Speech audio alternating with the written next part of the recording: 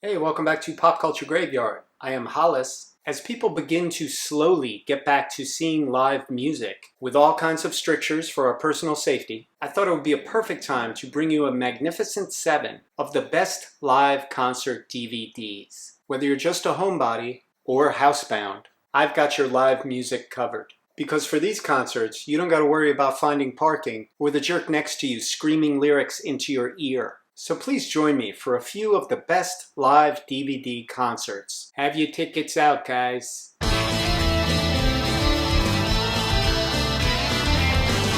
So here we go with the best live DVD concerts. First up, the Pixies. Titled simply Pixies, this DVD was put out by 4AD, the Pixies label, back in 2004. This captures the Surfer Rosa era Pixies at the Town and Country in London in May of 1988. In addition to the full concert, this DVD also provides you with a smattering of Pixies videos, 7 to be exact, including Monkey Gone to Heaven, Debaser, Valoria, and others. But the reason you want this DVD is for the 1988 concert. This feast of early Pixies magic features the band at their youngest and most fiery in front of a rabid English crowd in a far too small venue. The band sound amazing, and watching it you'll be in awe of just how overwhelming a live unit the Pixies are already. So infectious was the Pixies' performance, supposedly half the people in this crowd, including future members of Radiohead, walked out at the end of this concert and formed a band. The show opens with perhaps my all-time favorite Pixies song, the Holiday Song. And from the time they strike the opening note, the Pixies do not for 1 second let their foot off the gas pedal. It's hard to explain to anyone who wasn't in on the ground floor of the Pixies, but I remember that era so well, and just how much the band blew me away. And I finally felt for the first time that I had an American band that spoke to me as much as all the British bands I love. Songs such as Bone Machine and Ed Is Dead never sounded better. And when the band launches into the epic Where Is My Mind, you get the sense that everyone in the room, both on stage and in the crowd,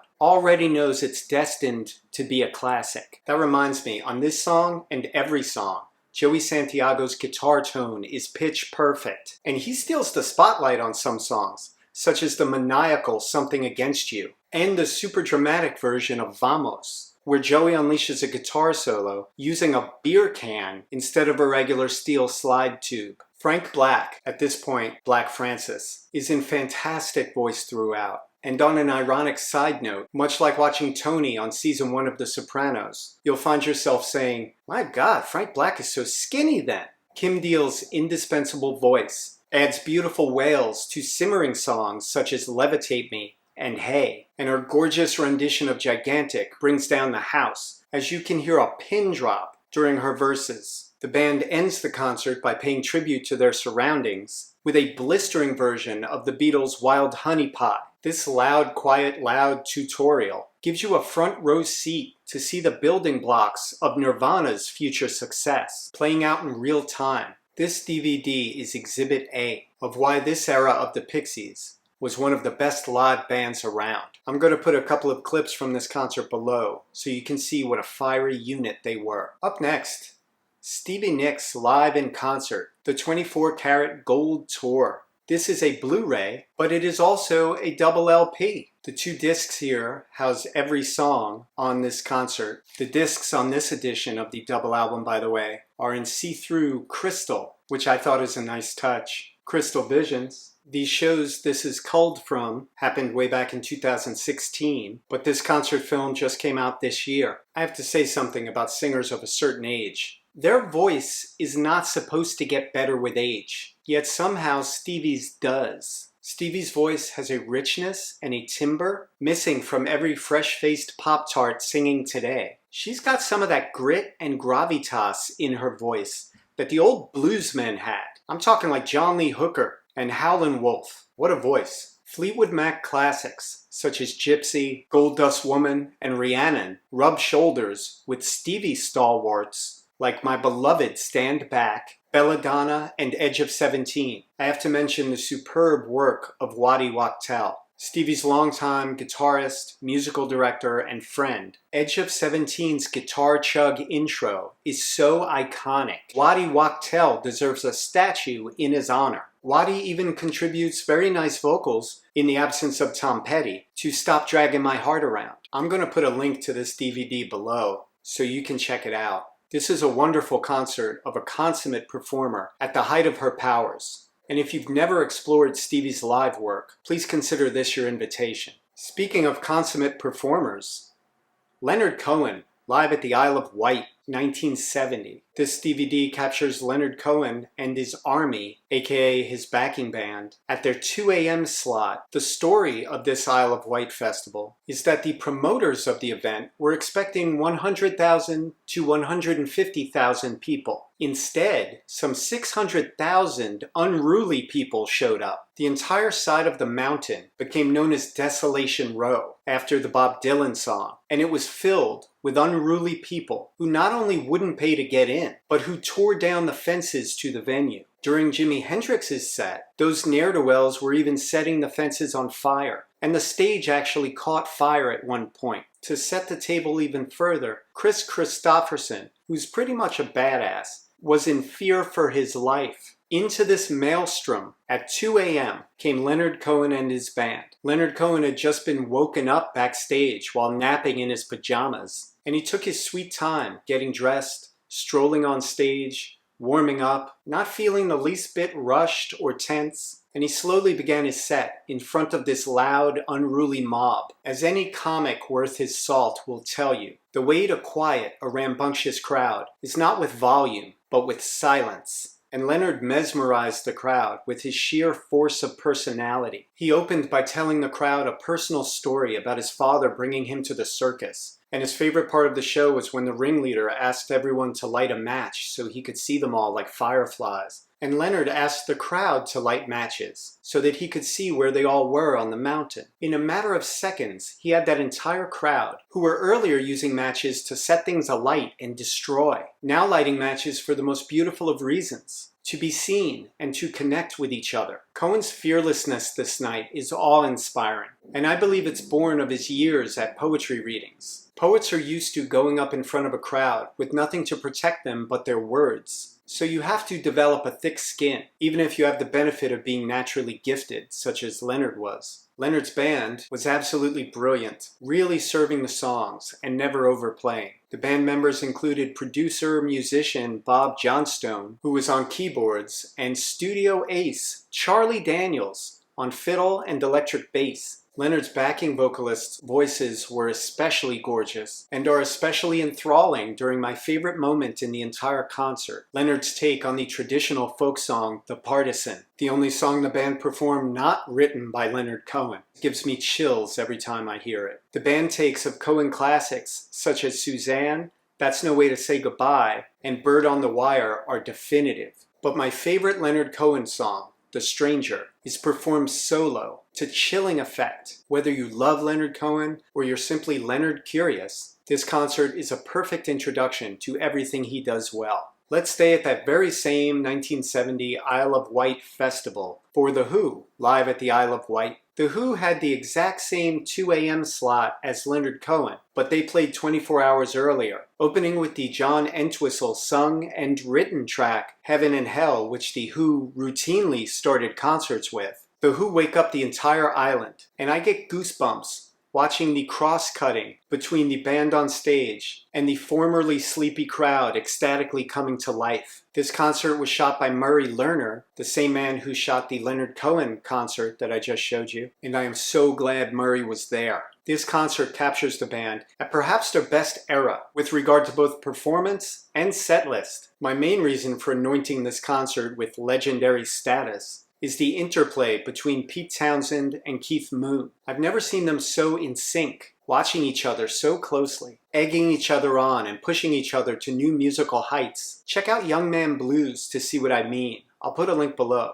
The first half of The Who's set is made up of early beloved singles, such as My Generation or Magic Bus, all of which sound like they have nitrous oxide under the hood. A perfect example of this is their bruising rendition of I Can't Explain, in which you can easily hear the primordial sludge from which the Clash's Clash City Rockers and the Ramones' I Just Want to Have Something to Do was birthed. We're even treated to a couple of works in progress, such as I Don't Even Know Myself and the not quite finished Water, which shows you that the boys were truly fearless in concert. The band eventually launched into the Tommy album, as is normal for this era, and I don't think they ever performed that material better. Yeah, I'm looking at you, Woodstock. Hearing the crowd lose their mind as the band launch into Overture will make the hairs on the back of your neck stand up. And I'll put these versions of Eyesight to the Blind, It's a Boy, Christmas, and I'm Free up against any bootlegs you throw at me. And the cherry on top, visually, is seeing John Entwistle dressed in his skeleton costume, which arrived just in time for showtime, but unfortunately a couple of sizes too small. John wears it anyway, trooper that he is. By the way, John's version of Fiddle About was never better. If you love The Who already, or you would like to, this is something you definitely need to own. Why don't kids own anything anymore? You know, if it's streaming, you don't really own it. You know that, right?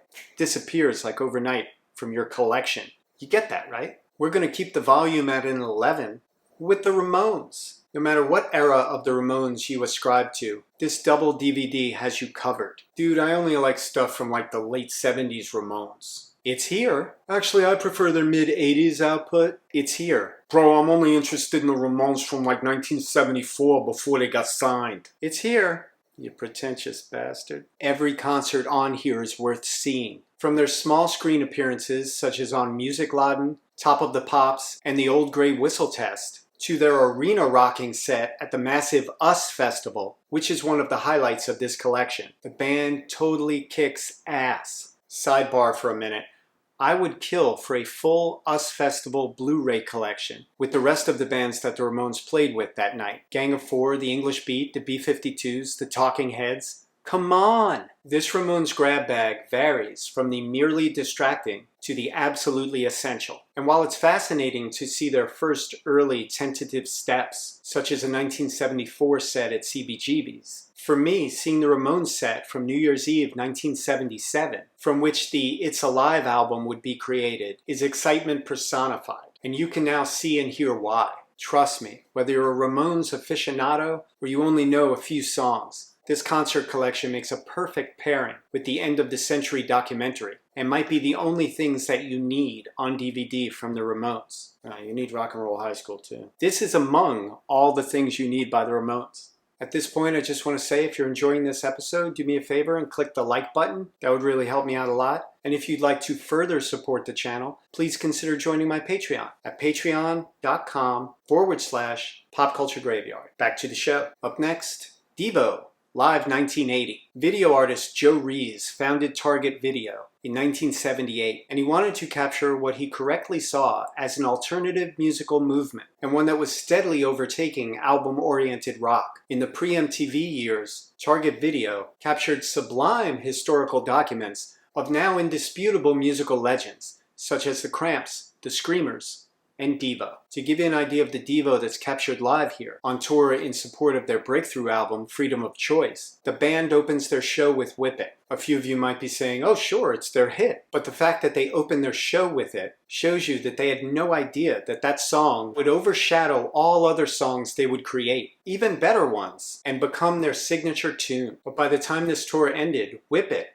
was coming out of every radio and TV in the country. Devo had already been playing gigs and paying dues since 1974. By the time of this concert at the Phoenix Theater in California on August 17, 1980, Devo were road-tested, self-assured, and tight. This DVD provides a rare glimpse of the individual talents of Devo's members. We see not only the obvious contributions of the main songwriters, Jerry Casale and Mark Mothersbaugh, but the further musical and vocal contributions of Devo's unsung three, both Bobs, Casale and Mothersbaugh, and drummer Alan Myers. Alan Myers impresses not just for the organic groove he creates, but also for the non-robotic raucousness he manages to assimilate into the rigid musical borders given him. In fact, this visual document will act as proof that beneath the 5 matching jumpsuits and matching t-shirts, and I would assume matching pectorals, beat 5 very real hearts. D evolved mutated hearts, from Jocko Homo to Gates of Steel to Pink Pussycat to Secret Agent Man.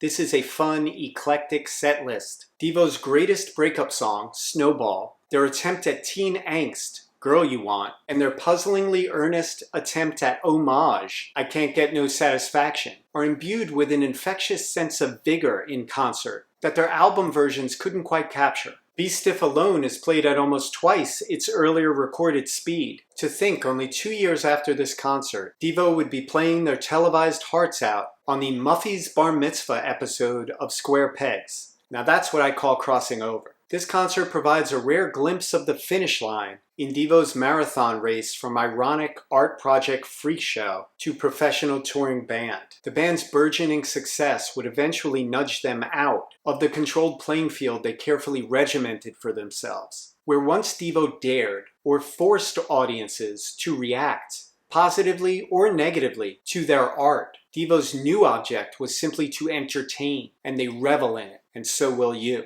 Finally, Bad Brains, live at CBGB's, 1982. This is an outrageously great concert. Seeing the Bad Brains perform live in front of a rabid, hardcore punk audience is mother's milk. At times it's hard to see the band for all of these stage divers, HB strutters, and rowdy, rambunctious teenagers that find their way onto the stage with regularity. Even the kids sitting on the side of the stage are losing their minds, but they stay seated, moving their arms and legs as quickly as they can, not willing to give up their vantage point at the side of the stage. All of the CB's regulars are moshing with abandon, yet very rarely does any one of them touch lead singer HR. He commands such respect that no one would dare interfere with his flow. But aside from that, HR is such an imposing figure that all these kids are a little bit scared of him. Opening with hardcore classic Big Takeover, which is perhaps my favorite concert opener ever. The band blasts through their classic material with superhuman energy and a positive mental attitude. My favorite Bad Brains songs,